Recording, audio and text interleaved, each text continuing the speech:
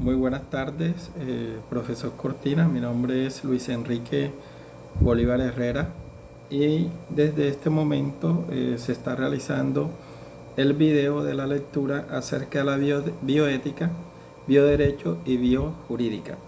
Reflexiones desde la filosofía del derecho. Y empezamos con el resumen de la lectura. En la actualidad, el desarrollo de la bioética ha rebasado el marco ético para introducirse plenamente en otros ámbitos del saber, especialmente en el jurídico. En realidad no existe otro campo como el derecho en el que las controversias que inicialmente se plantean como bioéticas presenten tanta derivación e impacto.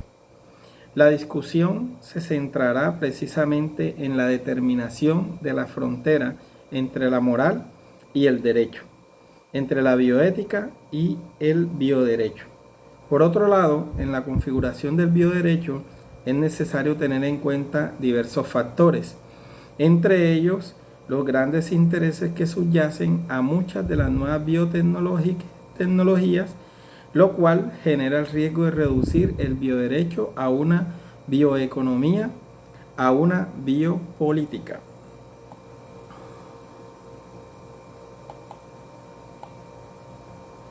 Bueno, partiendo de la introducción como ciencia y sociedad, manifiesta el documento que las ciencias experimentales tienen un origen relativamente reciente. Surgen como respuesta al afán que tiene el ser humano por conocer los fenómenos naturales y las leyes que rigen su funcionamiento. En las últimas décadas, su desarrollo ha sido tan espectacular que la cultura ha quedado deslumbrada y la misma ciencia ha adquirido un papel decisivo en la vida de las personas. Incluso, en ocasiones, ha provocado conflictos y desajustes internos en la sociedad. Ello tiene cierta relación con la manifiesta ambivalencia que presentan la ciencia y la técnica. Por una parte, contribuyen decisivamente al desarrollo humano. Por otra, su aplicación puede llegar a tener consecuencias indeseables para las personas y su entorno, y ello especialmente cuando no hay controles o cuando se mezclan intereses económicos o políticos. En lo referente a las relaciones entre ciencia y sociedad, es posible distinguir varias etapas. Hasta entrando el siglo XX se mantuvo en pie el paradigma moderno que identificaba todo avance científico con un progreso indiscutible para la humanidad. Esta visión hundía sus raíces en el dualismo cartesiano, por lo que en general se contemplaba lo natural como lo externo al ser humano. La persona no se consideraba a sí misma como parte de la naturaleza, sino como algo diferente a ella, llamada a dominarla. Desde estos presupuestos, la ciencia perseguía intensamente superar las barreras naturales, intentando conseguir la liberación del ser humano frente a la naturaleza y en última instancia el triunfo definitivo frente a la misma. Podemos recordar aquí las palabras de Saint-Simon, quien, enarbolando el eslogan de la modernidad, afirmó que el hombre puede y debe usar la naturaleza según su antojo. Es evidente que esta visión ignoró que también el ser humano forma parte de la naturaleza, o dicho de otra manera, él mismo es naturaleza. A mediados del siglo XX, principalmente a raíz de la incorporación de la energía nuclear a la tecnología bélica, la situación varió con respecto a algunos sectores de la ciencia y a sus consecuencias. Entre los científicos se produjo una toma de conciencia de las implicaciones éticas de su trabajo, lo cual dio lugar incluso a asociaciones nacionales e internacionales. Esta transformación se debió a diversas razones, entre ellas la certeza de la experiencia de los efectos negativos para el ser humano y para el resto de la naturaleza de ciertos avances científicos y descubrimientos espectaculares. Así, por ejemplo, el ya referido de la energía nuclear aplicada a fines bélicos. Ello determinó que a partir de los años 50 la opinión pública abandonara progresivamente el paradigma anterior y comenzara a surgir una nueva sensibilidad hacia las implicaciones éticas y jurídicas de estos fenómenos y especialmente frente a la creciente degradación del medio ambiente. A partir de los años 90 se advierten nuevos cambios. Por un lado, recobra fuerza la convicción de que el desarrollo de la humanidad depende básicamente del desarrollo científico y tecnológico. Estamos de nuevo ante el paradigma de la ciencia, entendida como fuente de progreso ilimitado e infinito. No obstante, ahora adquiere vigor en un contexto distinto, marcado en gran medida por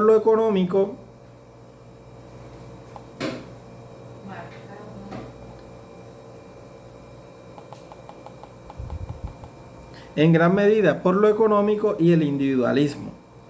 La ciencia ya no buscará tanto el beneficio global de la humanidad, intentando, por ejemplo, reducir las desigualdades entre países ricos y pobres, o buscar fármacos para luchar contra la epidemia que diezman a las poblaciones del hemisferio sur, sino incrementar los años y la calidad de vida de las sociedades opulentas del norte. Además, ya no encontramos una fe en la ciencia, entendida como instrumento para alcanzar un mundo más humano, sino que en muchos casos lo que se pretende es conseguir precisamente un mundo mejor que humano. Ellos advierten especialmente en el surgimiento y auge actual de la nueva medicina del deseo, de la que, por ejemplo, son un claro exponente las sofisticadas operaciones de cirugía estética genital. Esta nueva visión se encuentra, por otro lado, en estrecha relación con un creciente pragmatismo epistemológico, de acuerdo con el cual se presupone que lo verdadero o lo bueno es básicamente lo útil, lo que funciona o espera que produzca unos resultados aunque estos sean escasos. Por ello, como indica Quintanilla, el desarrollo tecnológico se está convirtiendo en un asunto ideológico, dejando de ser una cuestión meramente tecnocrática, y en esta línea, para Habermas, muchas veces en nombre de una aparente racionalidad y a través de decisiones de pretendido carácter científico, lo que se impone son formas de oculto dominio. Como la racionalidad de este tipo solo se refiere a la correcta elección entre estrategias, a la adecuada utilización de tecnologías en situaciones dadas para fines dados, lo que en realidad hace es sustraer la trama social global de intereses en la que se eligen estrategias, se utilizan tecnologías y se instauran sistemas a una reflexión y reconstrucción racional. Y recordando a Marcuse, el concepto de razón técnica es quizás el mismo de ideología. No solo su aplicación, sino que ya la técnica misma es dominio sobre la naturaleza y sobre los hombres. Un dominio metódico, científico, calculado y calculante. No es que determinados fines e intereses de dominio solo se avengan a la técnica a posteriori y desde fuera, sino que entran ya en la construcción del mismo aparato técnico. La técnica es en cada caso un proyecto histórico-social. En él se proyecta lo que una sociedad y los intereses en ella dominantes tienen el propósito de hacer con los hombres y con las cosas. Por otro lado, es importante tener en cuenta que en la actualidad las ciencias experimentales ya no se dedican pasivamente al estudio y profundización en el conocimiento sobre el fenómeno global de la vida. Gran parte de su esfuerzo se dirige fundamentalmente a intervenir activamente en ella. Como señala Ritman, aunque los seres humanos hemos modificado activamente la naturaleza durante milenios, nunca antes estuvieron a nuestra disposición herramientas para rediseñar la naturaleza a la velocidad y profundidad que permiten las biotecnologías modernas. Precisamente, la biotecnología ha sido el puente por el que se ha transitado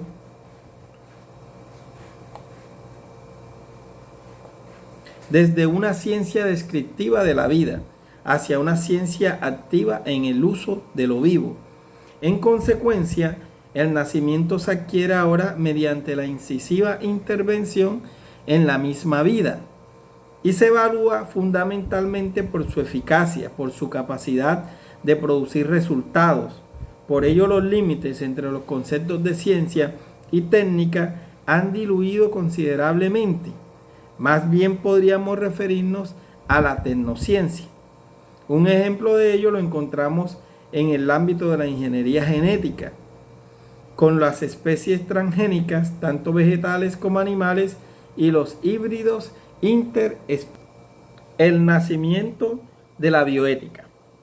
Las primeras reflexiones que podrían enmarcarse en el ámbito de la bioética surgieron en los Estados Unidos. En los años 60, en el contexto del ya referido cambio de paradigma en las relaciones entre ciencia y sociedad.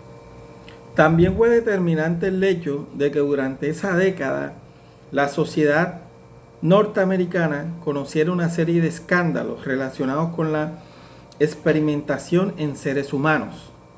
En 1963 se supo que en el Jewish Children's Disease Hospital, Brooklyn, se habían inyectado células tumorales a pacientes ancianos sin su consentimiento. Asimismo, se descubrió que entre 1965 y 1971, en el Willowbrook State Hospital de Nueva York, se habían llevado a cabo estudios sobre la vacuna contra la hepatitis infecciosa, inoculando el virus en niños discapacitados internados en el centro. En 1970, Paul Ramsey publicó 2 libros que pueden ser considerados obras pioneras en el origen de la bioética en los Estados Unidos. Los volúmenes se titulaban The Pathing of Person, Exploration in Medical Ethics y Fabricate Men. Su autor ponía de relieve con un marcado énfasis las profundas implicaciones éticas derivadas de las intervenciones técnicas sobre la vida humana. Ramsey seguía así una línea de trabajo que había sido promovida por André Heller en la Georgetown University. Lo distintivo de esta corriente fue su defensa de la necesidad de crear un nuevo campo de estudio dedicado a los aspectos éticos de la práctica clínica. Por ello, sus preocupaciones se dirigieron a lo que actualmente se denomina ética médica. En 1971, Heller fundó el Kennedy Institute for the Study of Human Reproduction y Bioética. Se trata del primer instituto de bioética designado formalmente como tal. No obstante, el autor que utilizó por primera vez el término bioética fue Van Rensselaer Potter. Sus trabajos Bioethics, The Science of Survival y Bioethics Bridge to the Future constituyen, por lo tanto, referencias ineludibles en esta nueva disciplina. Conviene tener en cuenta que su visión de la bioética no coincide con la de Andrés Heller, mientras que, como ya se ha indicado, este autor se centró en las implicaciones humanas de las intervenciones médicas.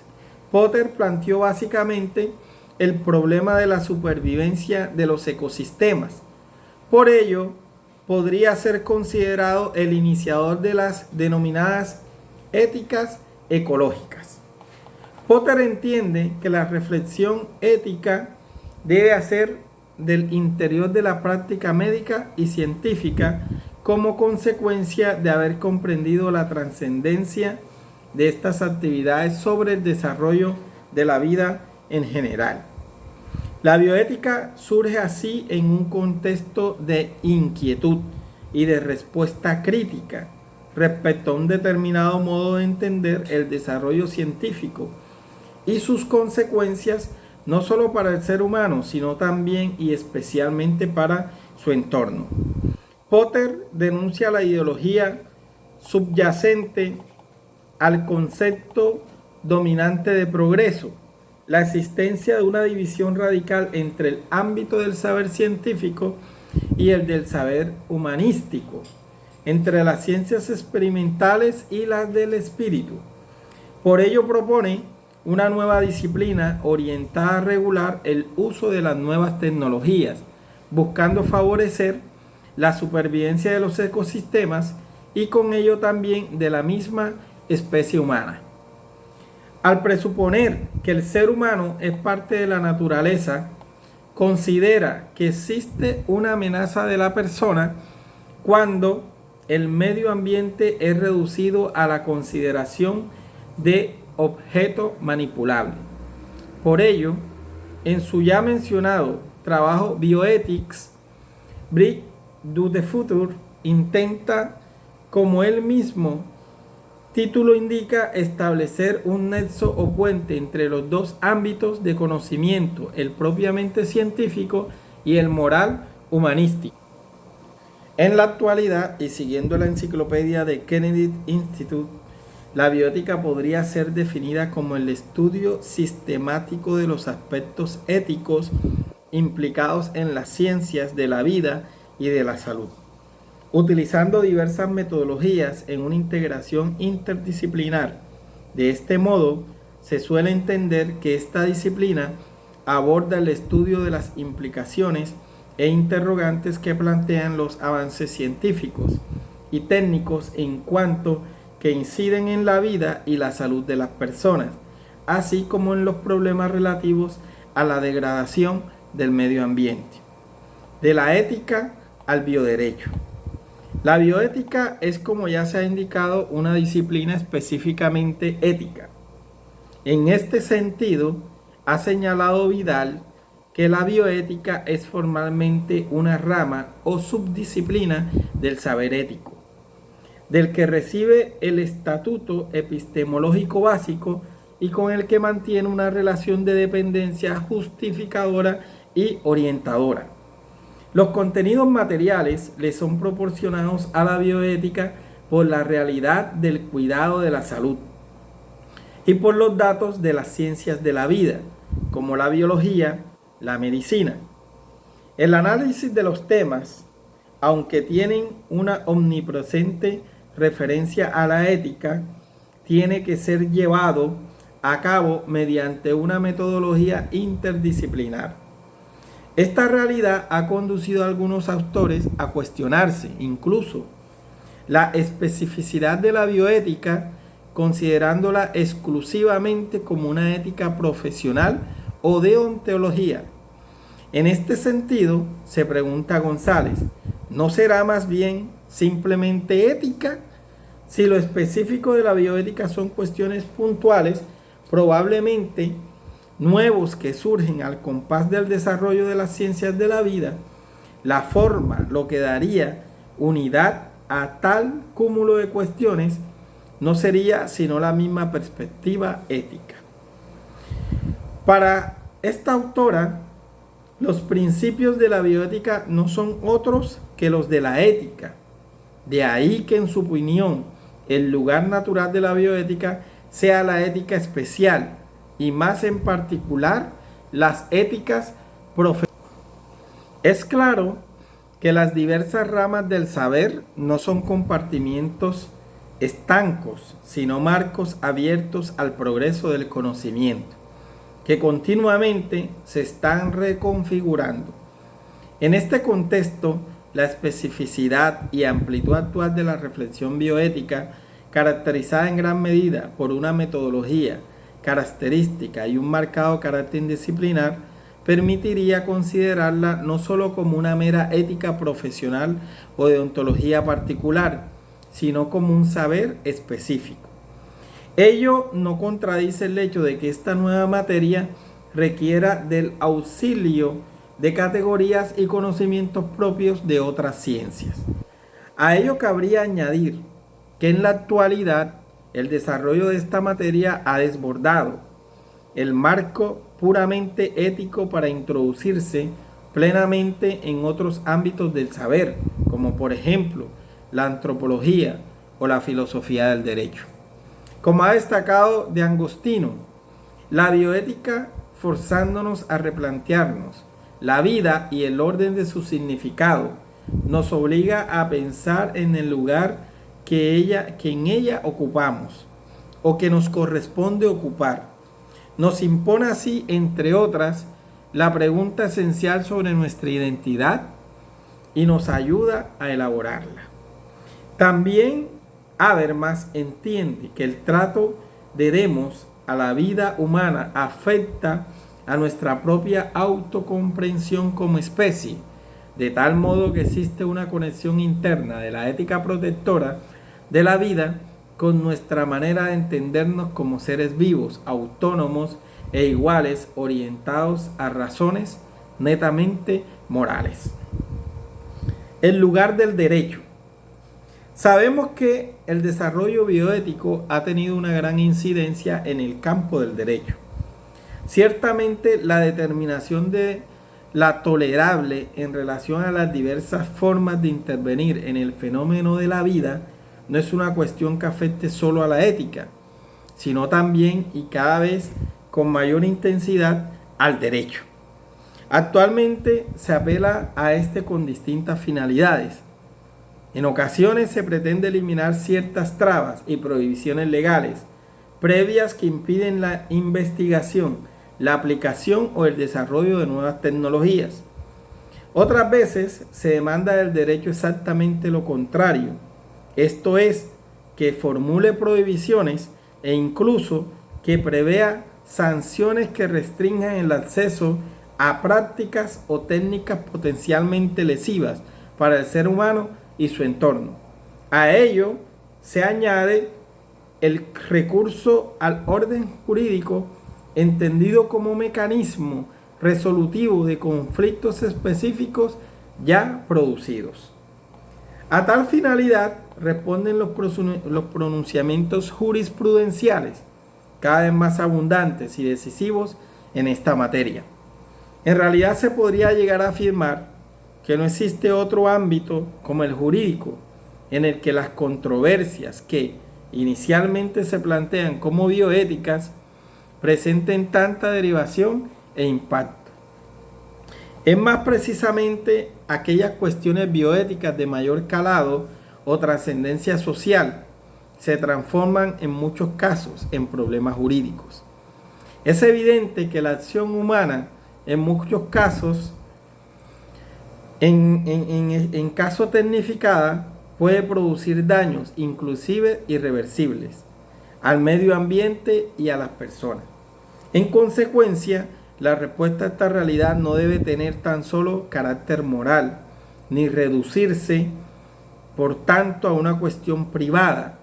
Se tratará en muchas ocasiones de un asunto público, como ha señalado de Agostino, en una época como la actual, denominada por el triunfo de la biotecnología, el derecho se presenta en cierto modo como un sistema de gestión social del temor o miedo bioético, nacido cuando prevalece la percepción social de que la naturaleza se convierte en evanescente y de que ha sido superado el umbral de artificialización de la vida.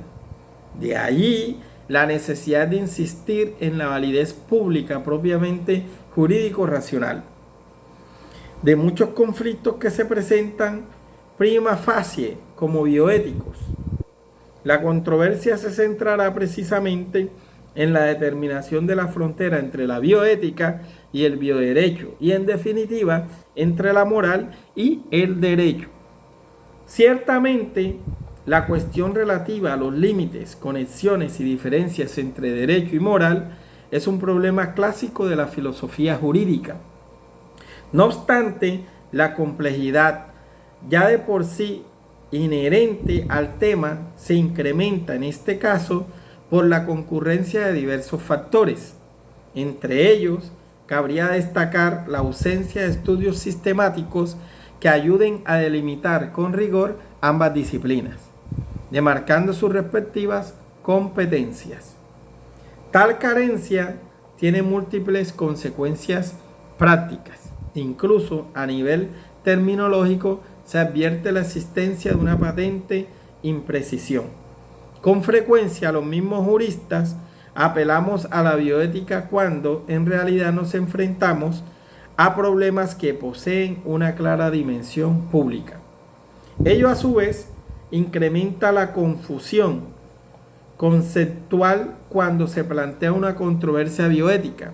Se tiende a insertarla en un marco propiamente ético con el correlativo recurso a unas categorías y a unas metodologías características, abordándose así como un problema subjetivo o de conciencia. Esto genera automáticamente una resistencia a la plasmación en normas jurídicas de los resultados y conclusiones obtenidas y especialmente un rechazo a la posibilidad de tales soluciones se vean respaldadas por sanciones típicamente jurídicas.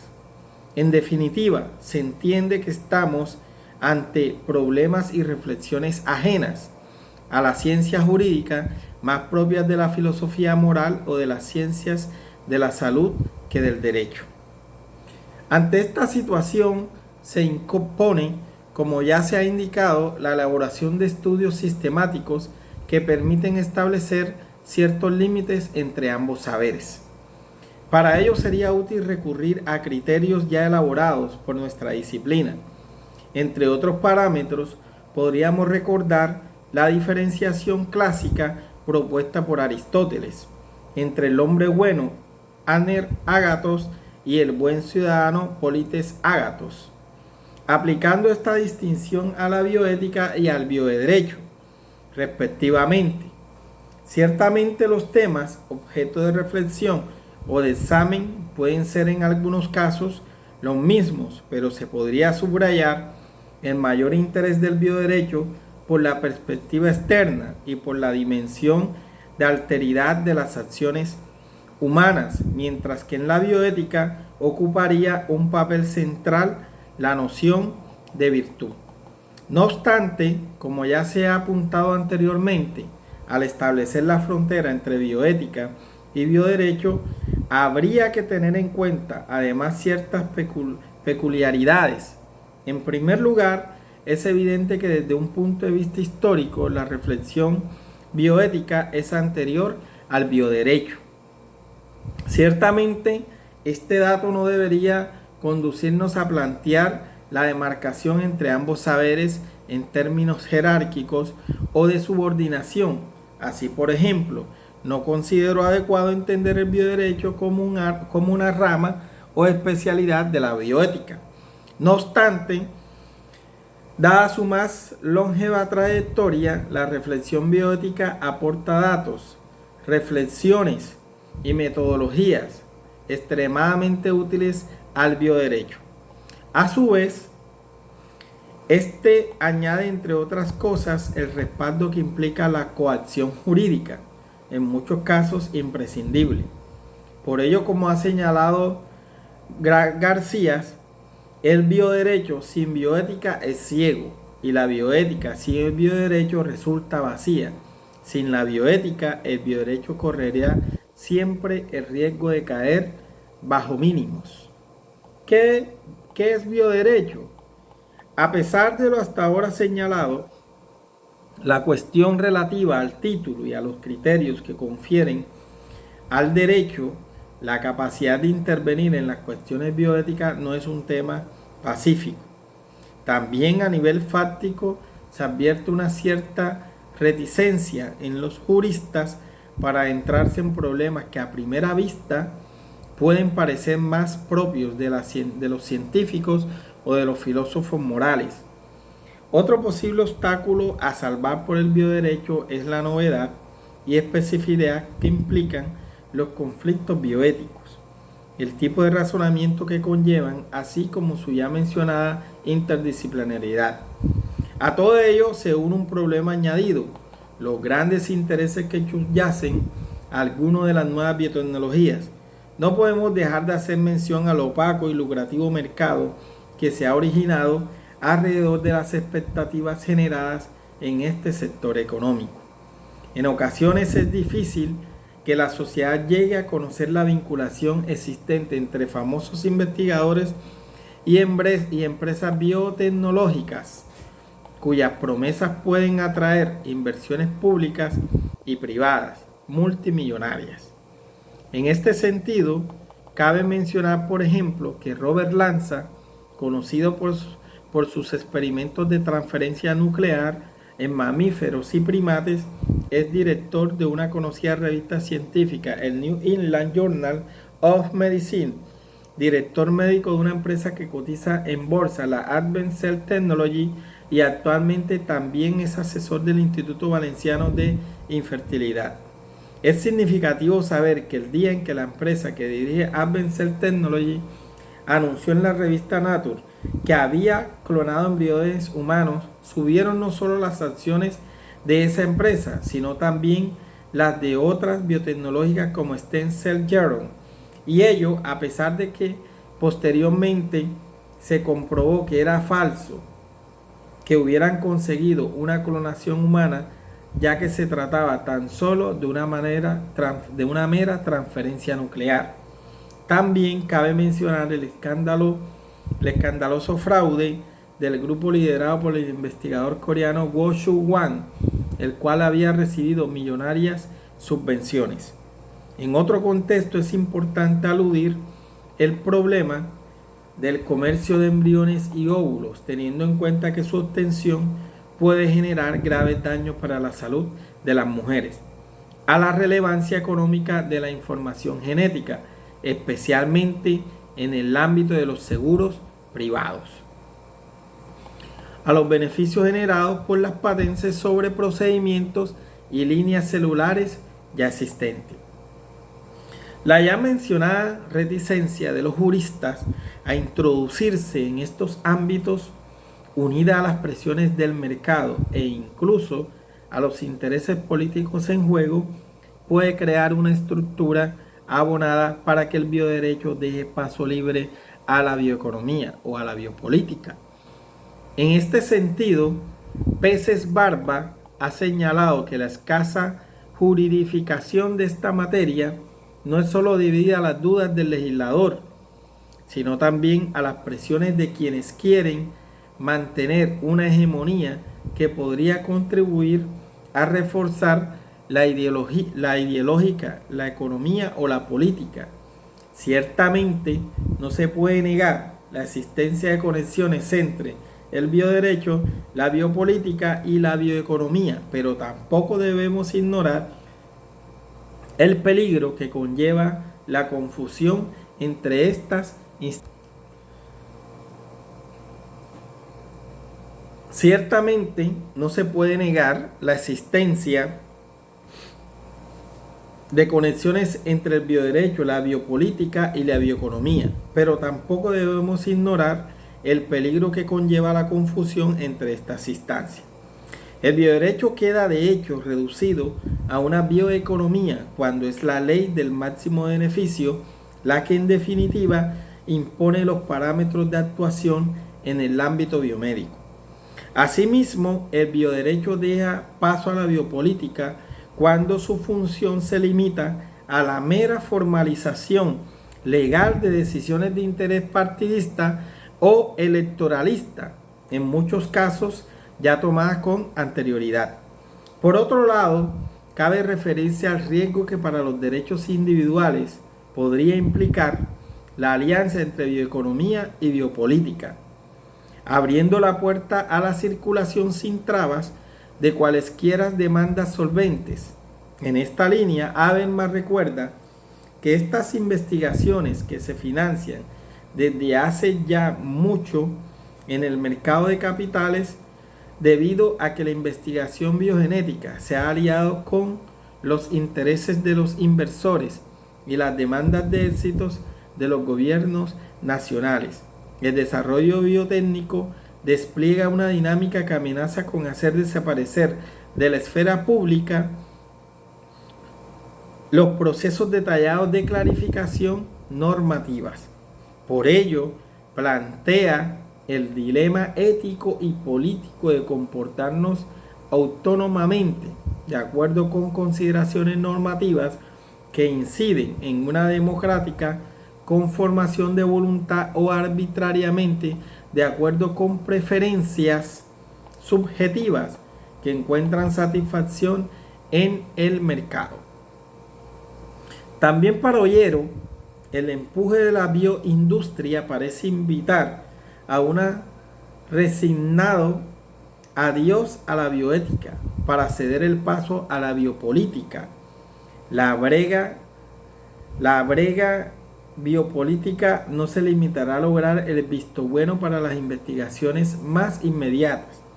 Los niveles de inversión planteados exigen un grado de seguridad que obliga a despegar el máximo ámbito del juego jurídico. Hay que ganar terreno en el ámbito del juego jurídico, de lo irreversible. Habrá que lograr legalizar incluso aquello que a corto plazo no es previsible, que interese llevar a la práctica, pero podría en su momento convertirse en vía a explorar.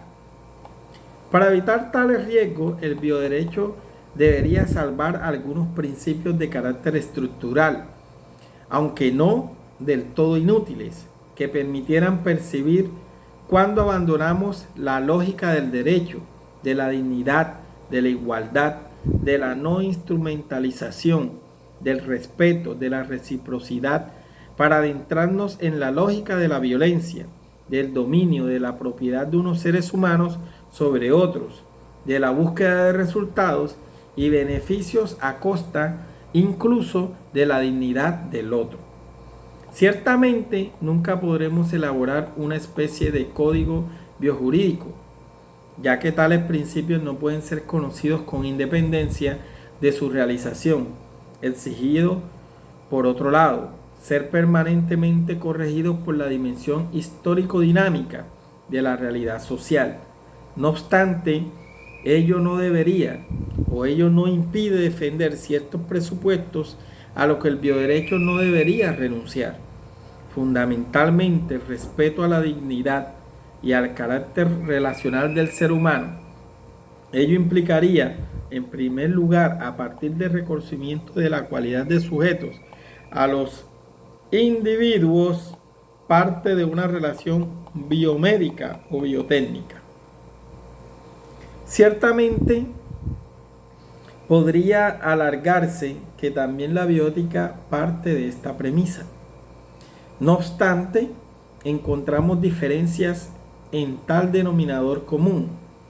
Como destaca de Agostino, la bioética salva tal carácter relacional a través de las formas cálidas de la comprensión, del cuidado, de la acogida y la dedicación de la entrega generosa al otro, hasta la forma más superior del amor. El bioderecho, sin embargo, aborda la relación intersubjetiva, garantizando las formas frías del respeto mutuo, de la igualdad, la imparcialidad, la simetría o la reciprocidad. Por otro lado, la misma defensa de la relación intersubjetiva remite a la garantía de que éste sea tal.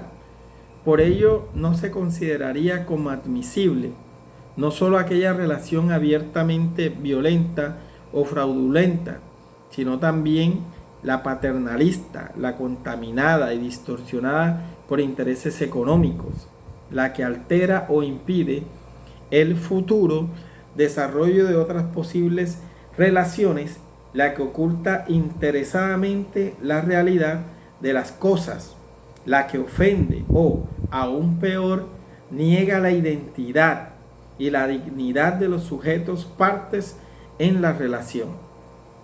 Biojurídica y filosofía del derecho.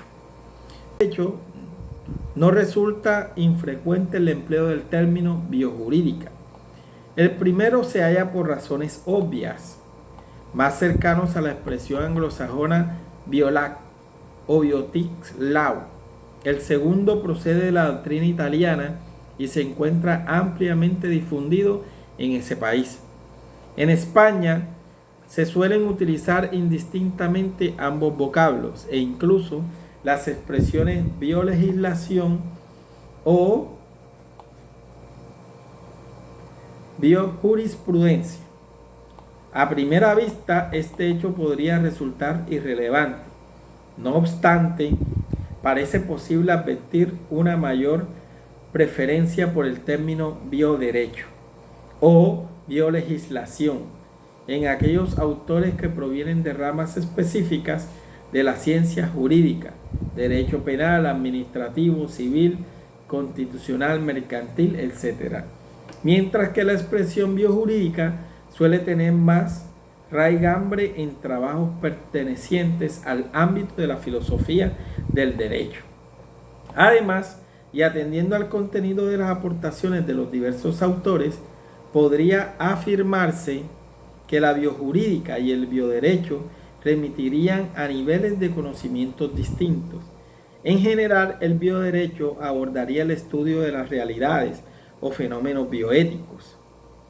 En general, el bioderecho abordaría esa clase de estudio, es decir, de los diversos conflictos que surgen en el ámbito de las relaciones humanas, como consecuencia de la incorporación de las nuevas tecnologías a las ciencias de la salud, desde la perspectiva de la ciencia jurídica. Lo fundamental por ello es que se trata de aproximaciones desde el derecho positivo. Por ello, es importante estar ante una parte de la ciencia jurídica de la que en realidad siempre se han ocupado los juristas. Recordemos que la Constitución reconoce en su artículo 43 el derecho a la protección de la salud, desarrollado entre otras leyes en la Ley de Sanidad. La novedad actual radicaría en el hecho de que en las últimas décadas la normativa legal referente a estas materias ha sufrido un notable desarrollo. Ello podría llevar a justificar la existencia de esta nueva disciplina, también denominada biolegislación. Por su parte, la biojurídica abordaría asimismo cuestiones bioéticas, pero adoptando una perspectiva distinta, la aportada por la filosofía jurídica. De este modo, la función de la biojurídica será precisamente la de justificar aquellos principios no morales, sino propiamente jurídicos, en los que se apoyará el bioderecho o la biolegislación. Así lo entiende, por ejemplo, Palazzani, cuando afirma que los términos biojurídica y bioderecho, distintos de la lengua italiana, pero indistintos de otras lenguas, remiten a disciplinas académicas encuadradas, respectivamente, en el ámbito de la filosofía del derecho y del derecho privado. También en la doctrina italiana, Iagulli afirma que la biojurídica remite a la reflexión teórica sobre el tema bioético, desde una perspectiva no ética, sino estrictamente jurídica, mientras que la biolegislación es el resultado de la actividad de legislación, llamado a traducir en normas legales los principios elaborados en sede biojurídica. Partiendo de esta distinción, podría afirmarse que en realidad lo que en este caso se presenta a los filósofos del derecho es un ámbito de trabajo que siempre nos ha pertenecido, pero que en la práctica todavía se encuentra sin roturar. Elaborar biojurídica, ni moral ni política, sino estrictamente jurídica. Es evidente que los avances biotecnológicos de las últimas décadas han suscitado complejas controversias. Sin embargo, considero que desde la perspectiva de la biojurídica, todas ellas serían reconducibles, en definitiva, a cuestiones de las que tradicionalmente se ha ocupado la filosofía jurídica. La necesidad de la filosofía del derecho en sede biojurídica es destacada por Yagüi en los siguientes términos. La perspectiva biojurídica presupone una precisa especulación filosófico-jurídica solo sobre el fundamento de una adecuada definición del derecho, competencias de la filosofía del derecho. La biojurídica parece capaz de expresar una teorética convincente acerca de temas bioéticamente relevantes, adoptando como punto de partida el relativo a acuerdo existente en torno al contenido básico de la filosofía del derecho, salvando por supuesto la diversidad de concepciones y metodologías existentes. Parece que la biojurídica podría abordar entre otras las siguientes cuestiones. A. El problema conceptual. En general, aquí se incluiría la reflexión acerca del contenido de la biojurídica, de sus diferencias y relaciones con la bioética o el bioderecho. Tal reflexión debe superar los límites que impone el análisis estrictamente normativo, incluyendo asimismo la cuestión referente a la relación y articulación de la biojurídica con otros saberes, especialmente con las ciencias biomédicas. La dimensión axiológica como punto B. En esta parte se abordarían los problemas relativos al fundamento y legitimidad del bioderecho para intervenir en los concretos problemas bioéticos. También podría incluirse aquí el estudio de las diversas concepciones que subyacen al bioderecho o biolegislación. Como ha enseñado Elías Díaz, no hay normas neutras desde el punto de vista de los valores. Todo sistema de legalidad es expresión de un determinado sistema de legitimidad, de una determinada concepción del mundo, de una determinada idea de la misma condición humana.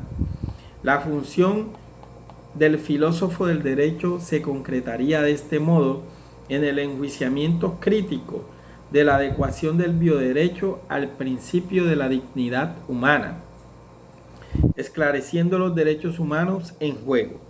Desde esta perspectiva, la biojurídica debe fomentar la búsqueda de una legislación en bioética universalmente justificable, que promueva una justa coexistencia social. En este sentido, Palazzani define al biojurista como aquel que, dirigiendo su mirada más allá de la validez y de la efectividad, se pregunta si el derecho vigente en estas materias es justo. Se interroga así por él porque del derecho, de su justificación y su fundamento. La biojurídica también debería justificar aquellos principios en los que podría asentarse el bioderecho futuro. En definitiva, como se puede advertir, esta sería la dimensión más práctica y específica de esta disciplina, centrada básicamente en la justificación de la promoción o prohibición de determinados contenidos normativos, partiendo del principio de la dignidad humana y de los derechos humanos en juego. Como punto C, también incumbe a la biojurídica abordar la cuestión relativa a la intersección entre el bioderecho y la realidad social. Ciertamente, entre el sistema legal y el resto de factores que integran la realidad social existen relaciones de interdependencia e interacción que determinan no sólo que las leyes surjan a raíz de necesidades y problemas sociales concretos, sino que asimismo actúen e incluso modifiquen sustantivamente el tejido social. De ahí la necesidad de efectuar una indagación de la realidad legal, contrastada con la estructura social, cultural y política, de la que el propio bioderecho forma parte. En esta sesión se incluirían, Por ello, no solo la temática de las relaciones entre cambio social y cambio jurídico, sino también la influencia del bioderecho en la transformación de la sociedad y la reflexión sobre las funciones sociales del mismo. Para afrontar las mencionadas cuestiones, la biojurídica se situará por un lado fuera del punto de vista interno característico de la ciencia del derecho, partiendo al mismo tiempo del conocimiento sectorial propio de las ciencias jurídicas. Además, el filósofo del derecho que aborde tales retos deberá poseer un importante bagaje de conocimientos de tipo científico técnico, considerándolos como un punto de partida auxiliar. No deberá detenerse en los meros datos empíricos, ni extrapolar los métodos y categorías científico-técnicas a su propio ámbito. En este punto, lo que directamente le compete es reflexionar desde una perspectiva filosófica sobre los mismos conocimientos proporcionados por las ciencias experimentales. El objeto de su deliberación, por ello, no son simples fenómenos físicos, sino conductas, acciones y decisiones humanas. Y a modo de conclusión, en definitiva, la biojurídica llevaría a cabo una reflexión global y crítica sobre el bioderecho. En consecuencia, lo que se espera de esta disciplina no es una mera descripción fáctica de cómo es la legislación vigente en estas cuestiones. Dicha labor sería en rigor más propia del bioderecho o la biolegislación e incluso de la biojurisprudencia. A la biojurídica le corresponde, al igual que la filosofía del derecho, reflexionar sobre las normas vigentes a la luz del principio de la dignidad humana y de los derechos humanos. Es este sentido podríamos destacar otro reto de la biojurídica, incluir los derechos bioéticos en el contexto de los derechos humanos, garantizando al ser humano las condiciones para ejercer plenamente su identidad relacional y la propia humanidad. Este último aspecto es central, ya que, como destaca Habermas, en la actualidad se ha hecho especialmente nítido lo aberrante del conflicto moderno entre el cosmopolitismo del hombre y las lealtades del ciudadano, que no pueden ser universalistas, mientras las relaciones internacionales están sometidas a la eticidad concreta de las más fuertes. Hasta aquí terminamos nuestra lectura y nos veremos entonces en un próximo video, en una próxima lectura. Muchas gracias.